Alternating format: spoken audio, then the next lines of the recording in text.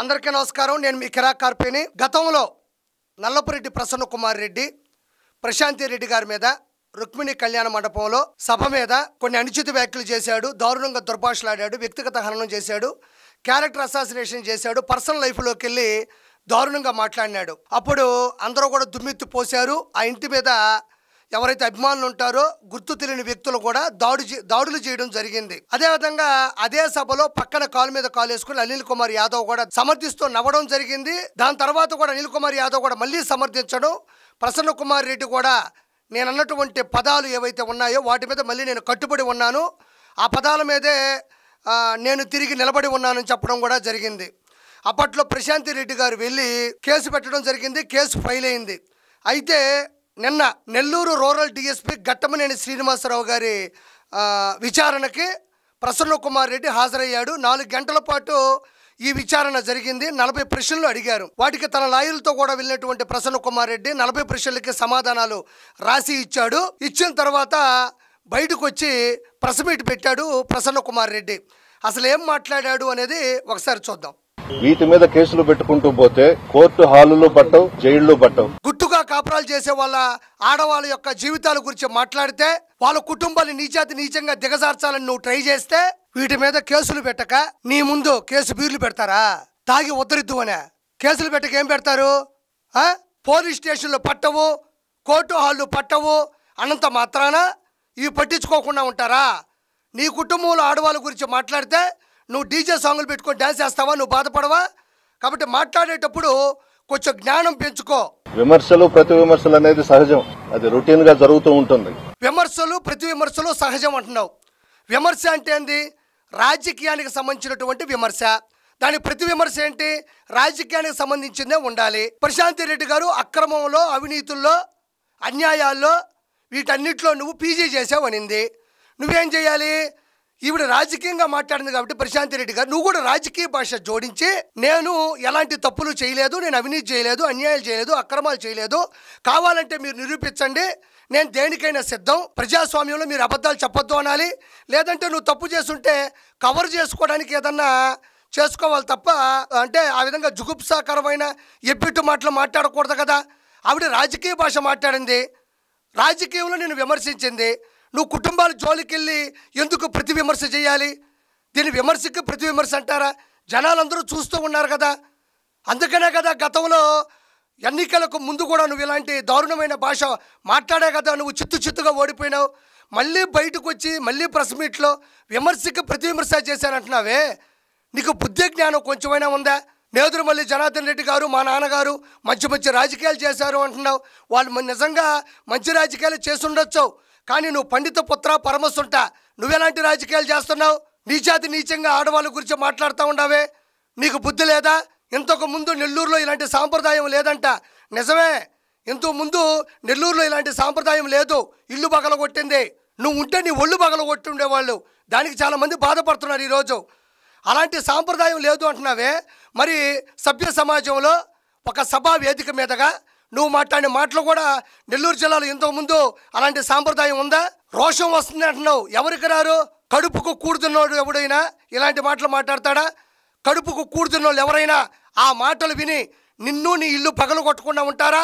వాళ్ళు అభిమానంతోనో ప్రేమతోనో ఇల్లు ఇంత పగలు కొడితే నువ్వు మొత్తం పగలు కొట్టుకొని మీడియా ముందుకు వస్తావా?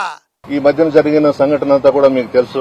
మేము రుక్మిణి కళ్యాణ మండపంలో సమావేశం ఏర్పాటు చేసుకోవడం, అక్కడ కొన్ని మాట్లాడడం జరిగిన విషయం మీ అందరికీ తెలుసు. అవి వాళ్ళు వ్యక్తిగతంగా అన్నట్లు, వాళ్ళ మీద ఏదో మనం వ్యక్తిగతంగా ఆరోపణలు చేసినట్లుగా కేసు ఇవ్వడం జరిగింది. ఇది కోర్టులో ఉంది. ఇంతకన్నా నేను ఎక్కువ మాట్లాడకూడదు. కేసు కోర్టులో ఉంది కాబట్టి.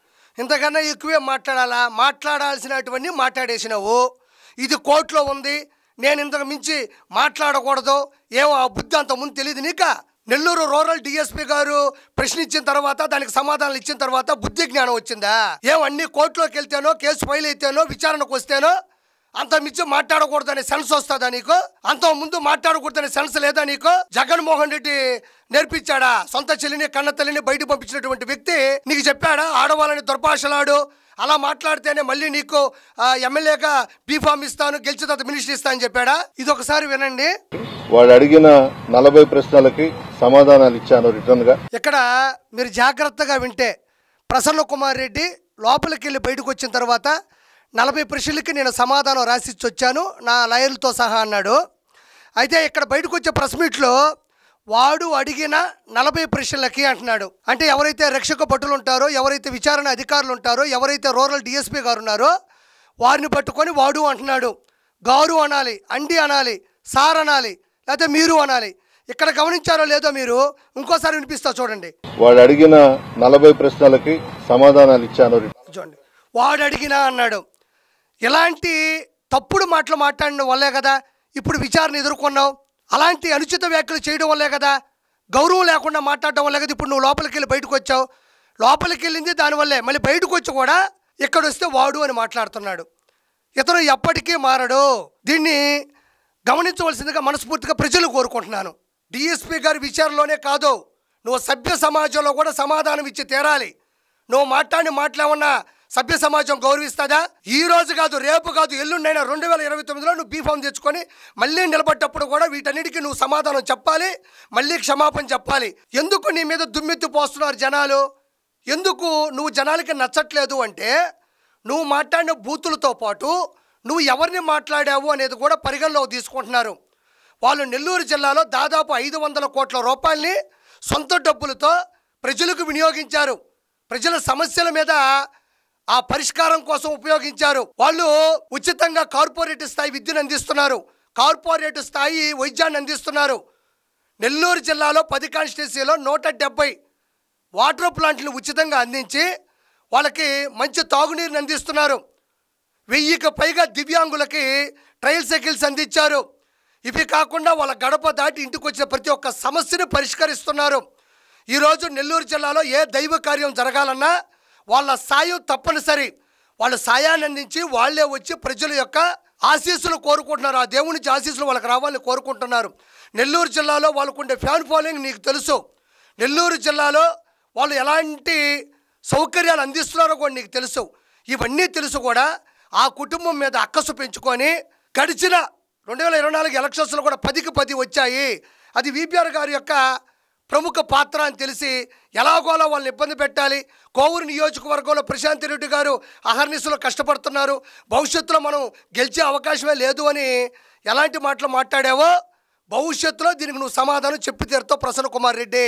మీరు చేసినటువంటి విమర్శ అనేది రాజకీయ విమర్శ కాదు, వ్యక్తిగత విమర్శ. అదేవిధంగా మహిళల మనోభావాలు దెబ్బతీసే విధంగా ఉన్నాయని చెప్పి ఇటు అదే వాళ్ళు ద్వంద్వ అర్థాలు తీసుకున్నారు, అపార్థం చేసుకున్నారు. మేమైతే ఆమె గురించి నేను మాట్లాడలేదు. మొట్టమొదటిగా బుచ్చిరెడ్డిపాళెంలో ప్రశాంత్ రెడ్డి గారే పీజీలో నేను ఏదేదో చేశానని మాట్లాడారు. దానికి సంబంధించి నేను కూడా ఆమె ఏమైతే మాట్లాడిందో పిహెచ్డీలో మీరు పలాంది చేశారని చెప్పానే తప్ప వ్యక్తిగతంగా ఎందుకు ఇప్పుడు భయపడుతున్నావు నాకు అర్థం కాలేదు ప్రసన్న కుమార్ రెడ్డి. గతంలో నువ్వు మాట్లాడిన మాటలు ఏదైతే విమర్శకు ప్రతి విమర్శ అని చెప్పుకుంటున్నావో ఆ మాటల్లో ద్వంద్వార్థాలు ఎత్తుకుంటున్నారా?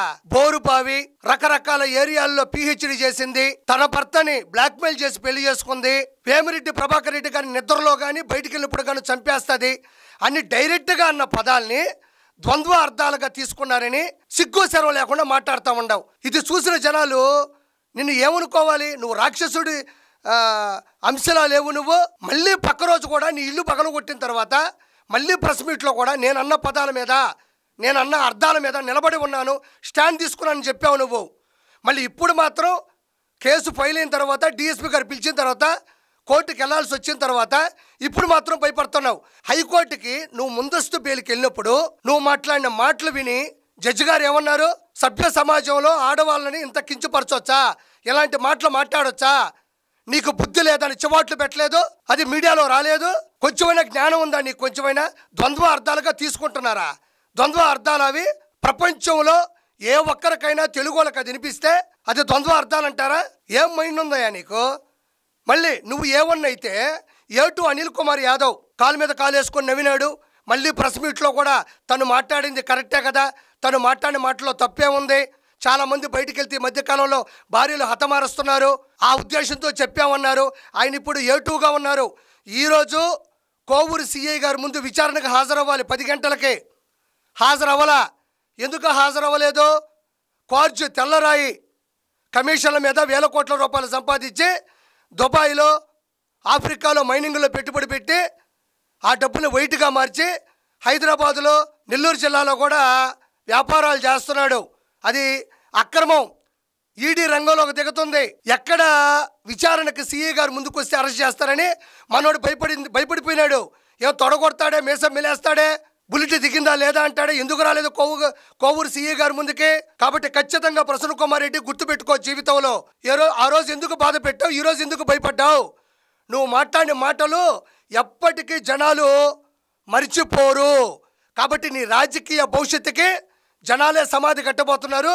2029లో నువ్వు ఎంత అట్టర్ ఫ్లాప్ అవుతావు అన్నది కూడా, డిపాజిట్లు కూడా రావని మనవి చేస్తున్నాను.